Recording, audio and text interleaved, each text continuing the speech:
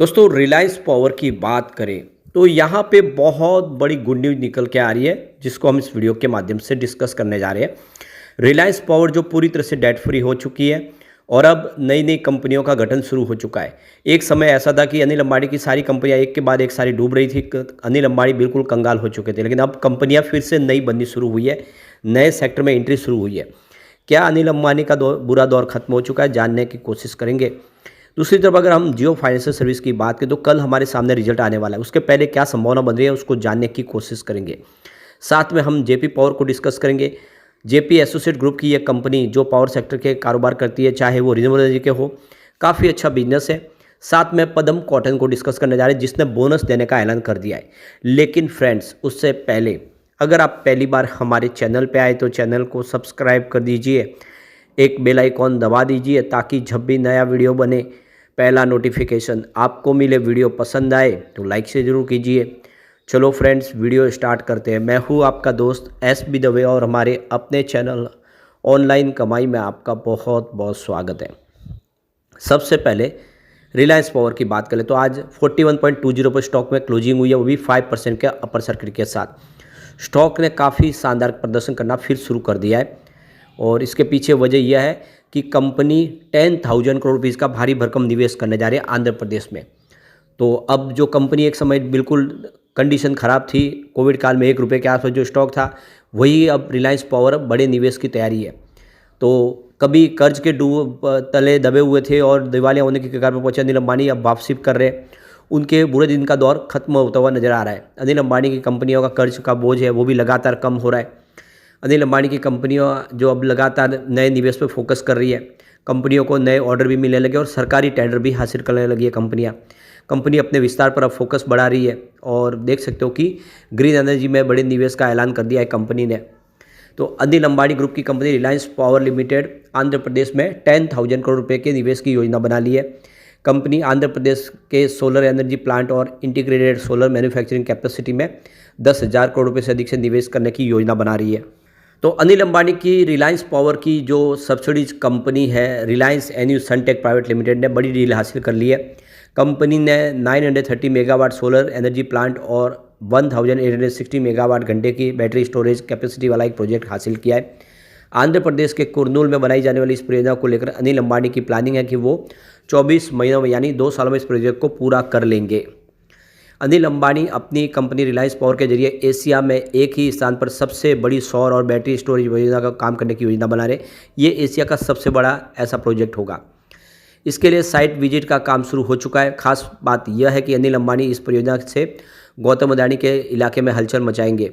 Green energy के sector में गौतम अदानी की कंपनी अदानी ग्रीन सबसे ज़्यादा बिजली का उत्पादन करती है, लेकिन अनिल अंबानी के इस सेक्टर में उतरने के बाद कड़ी टक्कर मिलने वाली है गौतम अदानी को। तो अगर सब कुछ ठीक रहा और समय पे सब कंप्लीट होता है तो 2 साल के अंदर ही ये बिजली प्रोडक्शन शुरू भी कर देंगे। आंध्र प्रदेश में बनने जा रहे पावर प्लांट को लेकर कंपनी का दावा है कि ये एशिया में एक ही स्थान पर सबसे बड़ा सोलर और बैटरी एनर्जी स्टोरेज का प्रोजेक्ट होगा। कंपनी का दावा है कि उनके इस प्रोजेक्ट से 5,000 से ज़्यादा लोगों को रोजगार मिल जाएगा। और अनिल अंबानी इतने पर ही रुकने वाले नहीं है, बल्कि वो आंध्र प्रदेश में एक इंटीग्रेटेड सोलर मैन्युफैक्चरिंग फैसिलिटी बनाने के लिए 6,500 करोड़ रुपये का और खर्च करने की योजना भी बना रहे। तो ये बहुत अच्छी गुड न्यूज़ है और ये हम कह सकते हैं कि आने वाले समय रिलायंस पावर के दिन बिल्कुल अब पलटने वाले हैं। चलते हैं जियो फाइनेंशियल की तरफ। 276 पर आज क्लोजिंग थी, 1.49% की तेज़ी देखने को मिली, लेकिन स्टॉक ने 300 के लेवल को तोड़ा है। अब कल आने वाला है हमारे सामने Q3 का रिजल्ट। तो ये देख सकते हो कि कंपनी का Q3 का रिजल्ट जो रहेगा वो इसके लिए दशा और दिशा तय करेगा। तो इस समय मार्केट कैप 1.76 लाख करोड़ के आसपास है और देख सकते हो कंपनी हर तरह की फाइनेंशियल सेवाएं प्रोवाइड करती है। UPI के माध्यम से आप हर तरह के पेमेंट कर सकते हैं, आप लोन भी प्राप्त कर सकते हैं और अपना डिजिटल बैंक अकाउंट भी खोल सकते हैं। आप डिजिटल इंश्योरेंस सर्विस भी आपको मिलती हुई दिखाई देगी। यहाँ तक कि आप गोल्ड लोन भी ले सकते हो और आप गोल्ड खरीद भी सकते हो। इस तरह से बहुत सारे प्रोडक्ट कंपनी लॉन्च कर रही है लगातार। और मेन बात है म्यूचुअल फंड का बिजनेस भी कंपनी शुरू करने जा रही है। इस तरह से कंपनी के लिए ये अभी आने वाला जो समय है वो काफ़ी शानदार होने वाला है। कल फ्राइडे को 17 जनवरी को कंपनी अपना रिजल्ट डिक्लेयर करेगी और आशा है कि इस बार रिजल्ट बेहतर होगा। पिछले रिजल्ट हमने देखे काफ़ी अच्छे थे। 7:30 बजे इस रिजल्ट के बाद अपने एनालिस्टों के साथ में इस रिजल्ट को डिस्कस किया जाएगा कंपनी के मैनेजमेंट की तरफ से। क्वार्टर 2 की बात करें, कंपनी का रिजल्ट काफ़ी ठीक था। 3% ईयर ऑन बेसिस पे इंटरेस्ट इंक्रीज होता। नेट प्रॉफिट जो देख सकते हो कि 689 करोड़ के आसपास आया था, जो पिछले एक साल पहले 668 करोड़ के आसपास था। टोटल इनकम देखें तो वो भी 694 करोड़ के आसपास रही, जो पिछले एक साल पहले 608 करोड़ के आसपास थी। तो कंपनी का इनकम और प्रॉफिट दोनों ही वृद्धि करता हुआ दिखाई दिया था। दूसरी आप देख सकते हो कि क्वार्टर 2 में, और इस बार आशा है कि रिजल्ट और बेहतर होगा। और जैसे कि अब बिजनेस भी शुरू होने लगे हैं, सबसे बड़ी बात है ब्लैक रॉक जैसे एक ग्लोबल इन्वेस्टर प्लेयर है, काफ़ी बड़ा विश्व का नाम है और काफ़ी अनुभव है, वो इनके साथ जुड़ चुका है। ऐसे में दोनों मिलके आने वाले समय में काफ़ी शानदार कर सकते हैं। तो ये एक अच्छा मौका है लॉन्ग टर्म इन्वेस्टर के लिए भी। चलते हैं अब हम जेपी पावर की तरफ। 16.64 पर आज क्लोजिंग थी, 2.15% की तेजी देखने को मिली। तो पिछले दिनों की भारी भरकम गिरावट के बाद अब स्टॉक फिर से यहाँ से रिकवर होने लगी है। यहाँ पे इसके फंडामेंटल देखें तो मार्केट कैप 11,418 करोड़ के आसपास है। करंट प्राइस की 16.60 की है। लो अगर आप देखें तो 14.40 का बना था पिछले दिनों, और हाई 24 का है। फिलहाल आप देखें तो निचले लेवल से स्टॉक फिर रिकवर होना शुरू हुआ है।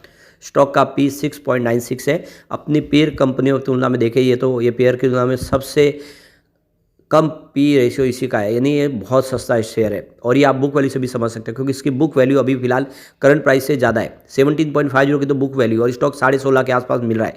तो कौन नहीं कहेगा कि ये सस्ता स्टॉक है। बहुत ही सस्ता और कौड़ियों के भाव में मिलने वाला स्टॉक इस समय लग रहा है। ROC इसका 14% का है और ROE इसका 12.80% है। फेस वैल्यू 10 है। तो रियल में फंडामेंटल इसके बहुत ही अच्छे हैं।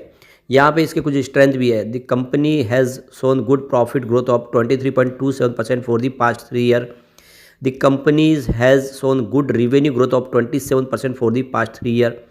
और तीसरा पॉइंट स्ट्रेंथ देखें तो है the company has been maintaining an effective average operating margin of 27.70% in the last 5 year. इसके अलावा देखें तो कंपनीज PEG रेशियो 0.01। और अंतिम यहाँ पे स्ट्रेंथ देखें तो the company has an efficient cash conversion cycle of -486.79 days. 2 limitation भी है, जिसमें company has poor ROE of 3.93% over the past 3 year. Promoter pledging 79.20% share. तो प्रमोटर के शेयर यहाँ पे बहुत ज़्यादा गिरे हुए हैं। ये एक थोड़ी सी रिस्क जरूर है, लेकिन कंपनी का बिजनेस काफ़ी बेहतर है। अब चलते हैं पदम कॉटन यार्न की तरफ। 192 पर आज क्लोजिंग थी। 1.99% की गिरावट देखने को मिली, या यूँ कह सकते कि यहाँ पे 2% का लोअर सर्किट लगा। कंपनी ने यहाँ पे बोनस देने का ऐलान किया है। कंपनी 3 साल के बाद देख सकते हो कि 3 साल में इसने 2581% का बम्पर रिटर्न दिया, और लाइफ में पहली बार अब बोनस देने की तैयारी कर लिया। तो इसकी 24 जनवरी 2025 को शुक्रवार को बोर्ड मीटिंग होने जा रही है, जिसमें कुछ बड़े फैसले लिए जाएंगे। बोनस के प्रस्ताव पर विचार किया जाएगा। शेयरधारकों की मंजूरी लेनी होगी। कंपनी बोनस देने का तैयारी कर रही है। स्पेशल मीटिंग की है, प्लानिंग भी है। कंपनी एक विशेष आम बैठक यानी एक्स्ट्रा ऑर्डिनरी जनरल मीटिंग बुलाने के लिए ऊपर भी तारीख और समय तय करेगी। और बुक क्लोजर और ई वोटिंग आने वाले समय के लिए इसकी रिकॉर्ड डेट और cut off date, e voting तारीख भी निर्णय ले जाएगी। शेयरहोल्डर की रजामंदी लेनी होगी बोनस के लिए, इसके लिए। और स्क्रूटिनाइजर की नियुक्ति भी की जाएगी। मतदान प्रक्रिया को पूरा करने के लिए उनको स्क्रूटिनाइजर के तौर पे अपॉइंट किया जाएगा, और अन्य मामले भी इस चर्चा की जाएगी इस बोर्ड मीटिंग के दौरान। तो ये पहला मौका होगा जो कंपनी अब बोनस बांटने जा रही है। तो देख सकते हो कंपनी इससे पहले 27 नवंबर 2024 को निवेशकों के लिए अंतरिम डिविडेंड का ऐलान भी किया था। तो काफ़ी अच्छा मौका निकल के आ रहा है, और शेयर की परफॉर्मेंस बहुत ही बेहतर है। कंपनी की परफॉर्मेंस के लिए 1 महीने में इसने 32% का पॉजिटिव रिटर्न दिया, 3 महीनों में 189% का ज़बरदस्त रिटर्न दिया है, 1 साल के अंदर 702% का बम्पर रिटर्न दिया, और 3 साल में देखें तो 2582% का ज़बरदस्त रिटर्न दिया है। अभी देख सकते हो कि जनवरी में ही स्टॉक 10.25% का ज़बरदस्त रिटर्न दे चुका है, और ज़बरदस्त बड़ी तेज़ी के बाद थोड़ा सा प्रॉफिट बुकिंग इस समय दिखाई दे रही है। लेकिन फ्रेंड्स, कोई भी इन्वेस्टमेंट करने से पहले अपने फाइनेंशियल एडवाइज़र से एडवाइस ले ले, या अपना खुद का रिसर्च करें, क्योंकि मैंने वीडियो आपके एजुकेशनल पर्पज़ के लिए ही बनाया। वीडियो पसंद आए तो लाइक से जरूर कीजिए और चैनल को सब्सक्राइब कर दीजिए। Thank you friends.